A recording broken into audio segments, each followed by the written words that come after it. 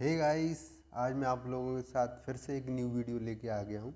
इस वीडियो में जैसा कि मैंने आपको पहले बताया है कि मैं इस वीडियो में लूसेंट इस वीडियो में नहीं सॉरी ये पूरी एक सीरीज़ है। इसमें लूसेंट के चैप्टर बाय चैप्टर सारे सब्जेक्ट मैं कवर करूँगा।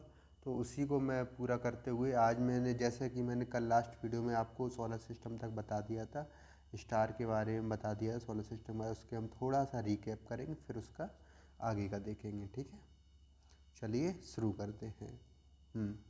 यूनिवर्स के बारे में देखा था, जैसे कि यूनिवर्स क्या होता है। यूनिवर्स की स्टडी को बोलते हैं लोग कॉस्मोलॉजी। ठीक है, यूनिवर्स की स्टडी बोलते हैं कॉस्मोलॉजी। टू टर्म से मिलकर बना है, कॉस्मो एंड लोगोस। इसका मतलब है यूनिवर्स एंड इसको बोलते हैं साइंस। ठीक है, इसका डायमीटर है 10⁸ और डायमीटर को बोलते हैं व्यास, जैसा कि मैंने पहले बताया होगा आप लोगों को। और फिर उसके बाद इतना कोई ख़ास नहीं है आपके। ठीक है, हाँ, अब नेक्स्ट है अपना ये गैलेक्सी। गैलेक्सी क्या है? Vast system of billions of star से मिलकर बना है। मेनली हाइड्रोजन गैस होती है इसमें, डस्ट आइसोलेटेड इन स्पेस और सिमिलर सिस्टम। ठीक है, देयर आर 100 मिलियन गैलेक्सीज हैं, बिलियन गैलेक्सीज हैं in universe and average 100 billion stars हैं पर गैलेक्सी। अपनी गैलेक्सी है मिल्की वे गैलेक्सी। फॉर्म्ड कैसे हुई? बिग बैंग थ्योरी के after 5 billion years after big bang theory के हुआ था मिल्की वे गैलेक्सी का। लेटेस्ट नोन गैलेक्सी है डॉर्फ गैलेक्सी, और जो अपने नियरेस्ट गैलेक्सी उसको बोलते हैं, उसका नाम है एंड्रोमेडा। ठीक है, बिग बैंग थ्योरी जो प्रपोज की थी, ये किसके द्वारा की गई? Abbe George Lemaitre. ठीक है, नाम याद रखें, ये बहुत ज़रूरी है नाम। बिग बैंग थ्योरी को आप देख सकते हैं, थोड़ा ऊपर से रिकैप कर लेंगे, ज़्यादा कोई स्पेसिफिक जाने की ज़रूरत नहीं है इसमें, बस थ्योरी के नाम जरूर याद रखें। बिग बैंग थ्योरी का सी George Lemaitre. Steady state theory Thomas Gold and Herman Bondi. नाम याद रखें, Herman Bondi steady state theory के लिए है ना। Pulsating universe theory doctor Alan Sandage. Inflationary theory Alan H गूथ।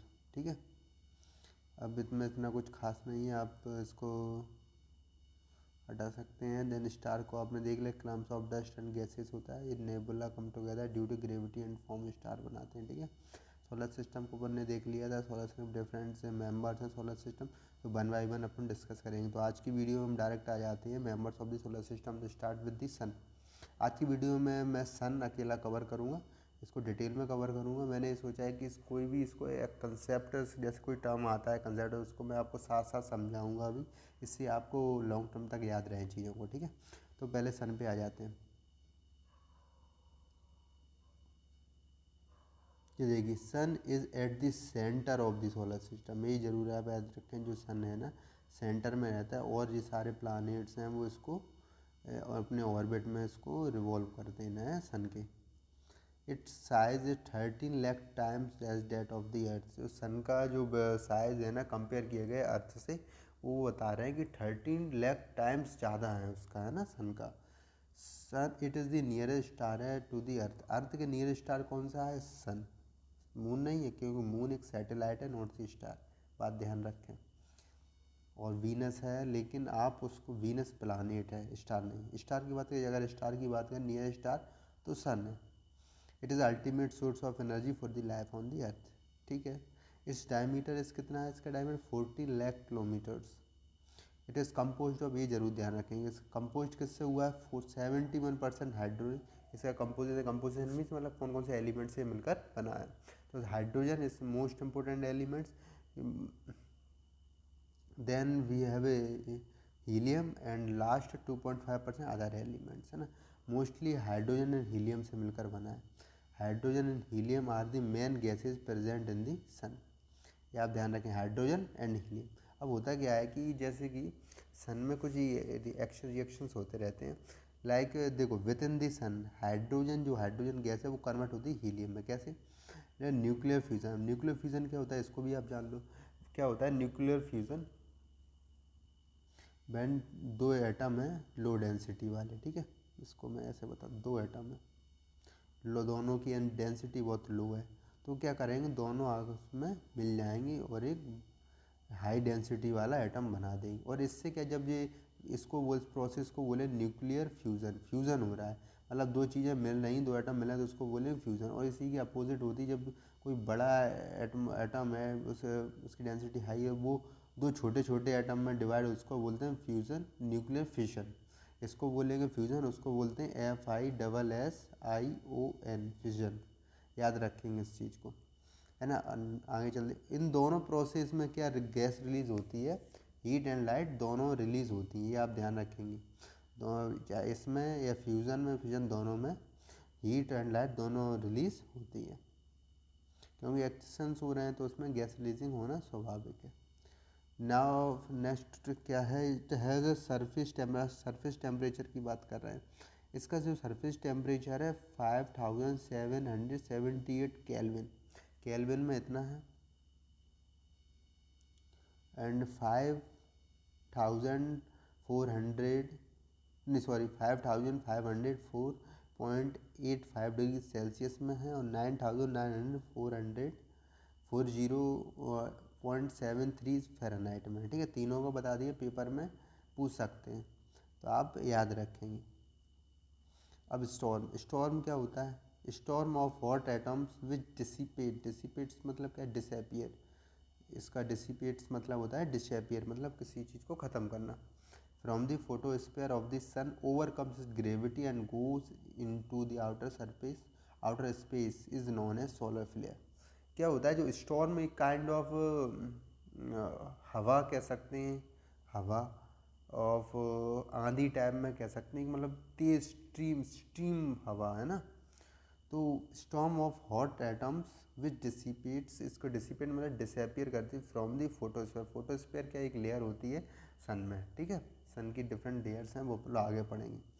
उसकी जो लेयर होती है ऑफ द सन को वो ओवरकम करती है, जैसे ग्रेविटी, जो सन की ग्रेविटी है ना उसको कम करती है, जैसे कि बाइंडिंग फोर्स मैंने आपको बताया था, उसी प्रकार से ये क्या है, ग्रेविटी रहती है, उस ग्रेविटी की वजह से तो बाइंडिंग करती है, अब उसके क्या ओवरकम कर देती है ना, ओवरकम रिलैक्स कर देती है। And goes into the outer space, and outer space में चली जाए, जैसे आउटर स्पेस में चली जाती है उसका नाम हो जाता है सोलर फ्लेयर, इसको बोलते हैं सोलर फ्लेयर। ठीक है, नेक्स्ट आता है कि when solar flare reach the earth atmosphere. अब क्या होता है, सन के जो एटमोसफेयर से वो आउट हो गई, स्पेस से आउट हो गई, तो फिर क्या होता है, वो अर्थ के एटमोसफेयर सराउंडिंग में आ गई, तो फिर क्या होता है, after colliding with air and dust, पर जो एयर एंड डस्ट पार्टिकल जो प्रेजेंस रहते हैं अर्थ के एटमोसफेयर, उससे क्या कोलाइड करती है और produce spectacular colourful effect, spectro colourful effect में प्रोड्यूस करते हैं, जो कि मतलब स्पेक्टुलर मीन्स बहुत ही दर्शनिक और बहुत ही ब्यूटीफुल व्यू दिखता है, एक कलरफुल इम्पैक्ट क्रिएट करता है ना, जब क्या डस्ट पार्टिकल्स उनसे कोलाइड करता है। ठीक है, अब क्या होता है, अगर यही एक्टिविटी जैसे नॉर्थ, अपने क्या अर्थ में दो पोल्स, एक नॉर्थ पोल एक साउथ पोल, वो हम लोग और डिटेल में पढ़ेंगे, अर्थ का डिस्क्रिप्शन करेंगे सरफेस का। तो आप अभी बेस थोड़ा जान लीजिए कि जैसे नॉर्थ पोल होता है, जैसे कि ये अर्थ है, एक सेकेंड मैं आपको अच्छे से दिखाऊं, हाँ, जैसे ये अर्थ है, ये इक्वेटर है जी, इसका नॉर्थ पोल है, ये साउथ पोल है। ठीक है, तो north pole and south pole की बात कर रहा है। हाँ, अगर ये एक्टिविटी क्या कहाँ पे हो रही है, नॉर्थ में, तो इसको क्या बोलेंगे, एरोरा बोरोलीज, ये नाम दिया है, इसको याद कर लेंगे। अगर नॉर्थ में हो रही तो अरोरा बोरोलीज, और अगर साउथ में हो रही तो उसको बोलेंगे अरोरा ऑस्ट्रेलिस। अब आपको याद करने का तरीका क्या है, मैं आपको एक ट्रिक देता हूँ। देखो, साउथ में ऑस्ट्रेलिया है, ठीक है, तो अगर साउथ में हो गई ना तो जी इसका नाम है औरोरा ऑस्ट्रेलिस, ऑस्ट्रेलिया से कुछ मैच हो रहा है। ठीक है, तो आप इसको याद करते हैं, अगर साउथ में ऑस्ट्रेलिया है तो जो औरोरा ऑस्ट्रेलिस कहाँ होगा, साउथ में, और औरोरा बोरेलिस कहाँ होगा, नॉर्थ में। ठीक है, इससे आप इसको याद कर सकते हैं, काफ़ी हेल्पफुल रहेगा। अब आगे चलते हैं, इसमें क्या लिखा हुआ है, the region from where the solar flare originate. अब क्या होता है, ये कोई जगह होगी, जैसे होता तो सन के जो सरफेस से उसमें एक लेयर रहती है, अब उस जो जगह से ये निकलती है ना स्टॉर्म, उसको सोलर फ्लेयर, उस वहाँ पे ओरिजिनेट, उसको क्या बोलते हैं, डार्क स्पॉट, है ना, उसका नाम रखा गया है डार्क स्पॉट।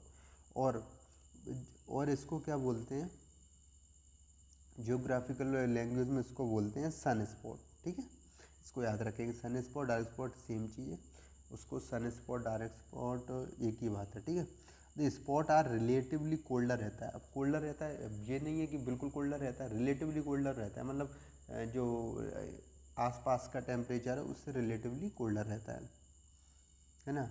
अब अबाउट 1500 डिग्री सेल्सियस में sun spot produce strong magnetic radiation. अब क्या करता है, जो सन स्पॉट होता है, सन स्पॉट में डार्क स्पॉट कहाँ से होता है, यहाँ से सोलर फ्लेयर रिलीज हुई है, ठीक है, फोटोस्फीयर पे। एंड क्या रिलीज करते हैं ये लोग, प्रोड्यूस करते हैं hot magnetic radiation, strong magnetic radiation. अब वो क्या करती हैं, which hamper the wireless communication system on the earth. अब क्या होता है, ये जब रिलीज़ करती है ना मैग्नेटिक रेडिएशन स्ट्रॉन्ग में, तो क्या करती हैं, जो वायरलेस जो कम्युनिकेशंस हैं, वायरलेस कम्युनिकेशन को इसको हैम्पर करती हैं। हैम्पर मतलब इसको ख़राब करती है, इसको ब्रेक करती हैं।